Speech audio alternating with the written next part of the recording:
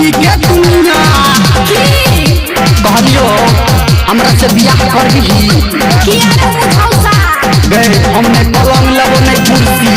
तोहर बाप तो हमरा बाप से 5 लाख रुपया मांगे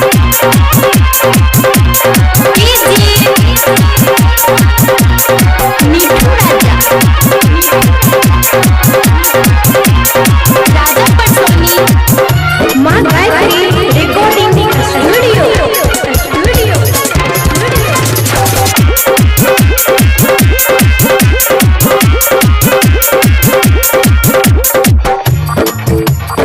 हमरा दुल्हा तू अपन बना ले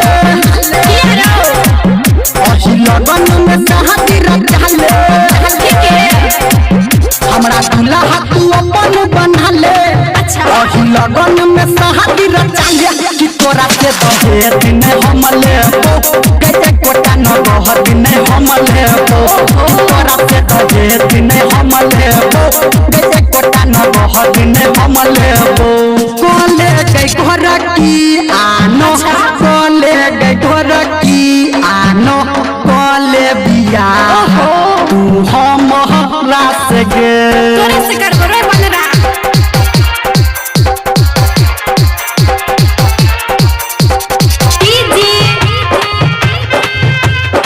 मीठू राजा राजा पटोनी अभी आप सुन लेते हैं सामान्य म्यूजिक झूठो के लफारा बढ़ाब छाग छोड़ा में झगड़ा लगाब छाग दिल तोरा पे एलो प्यार तोरा से भेलो तब किया तू तोरा पाब छाग झूठो के लफारा बढ़ाब छाग छोड़ा में झगड़ा लगाब छाग दिल तोरा पे एलो प्यार तोरा से भेलो तब किया तू तोरा पाब छाग चल पंडित से दिल तकाले कोनो अगुआ से बात बना ले कि तोरा से दहेज नहीं हम लेबो कि एक कोटा न रहत नहीं हम लेबो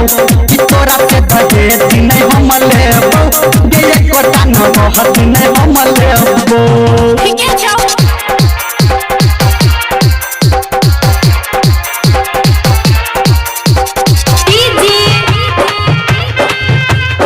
मीठू राजा राजा पटोनी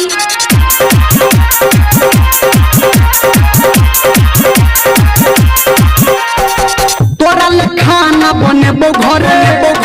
देख के जते हमर पेट भरे तोरा फिकीर नहीं छौ केहन भतार है छौ सुने ले छोरी तू गई खरे तोरा से निके भीतरे हे गई तोरा ले खाना बनेबो घरे देख के जते हमर पेट भरे तोरा फिकीर नहीं छौ केहन भतार है छौ सुने ले गई छोरी खरे धर्मेंद्र के दिल में बसा ले संजय गौतम के गोरखी मना ले कि तोरा से दहेज नहीं हम लेबो कि एक कोटा न रहत नहीं हम लेबो तोरा से दहेज नहीं हम लेबो कि एक कोटा न रहत नहीं हम लेबो